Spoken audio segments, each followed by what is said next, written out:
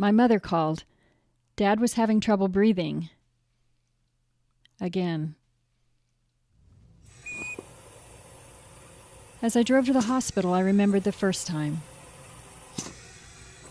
I was 16. Dad passed out at home and rushed to the hospital where he was diagnosed with a collapsed lung and a touch of emphysema. Despite my many attempts over the years to convince him, he just wouldn't quit. I was angry and scared. I might actually lose him this time. I sat on the edge of his bed. "What is it with you and cigarettes, anyway?" He answered, "You know, Snickle Fritz, cigarettes saved my life many times during the war." He never talked about the war.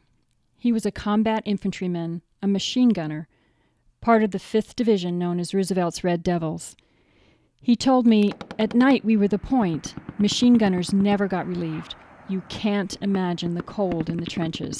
Rain, wind, freezing temperatures." He stood up one night with tracers going over his head, yelling, "Go ahead and shoot me. Put me out of my misery." His buddy had to pull him down and shouted, "Have a cigarette. Calm yourself." You can't imagine the warmth of one cigarette. So many times cigarettes were the only thing that kept us alive. I finally heard what my father had been saying for years.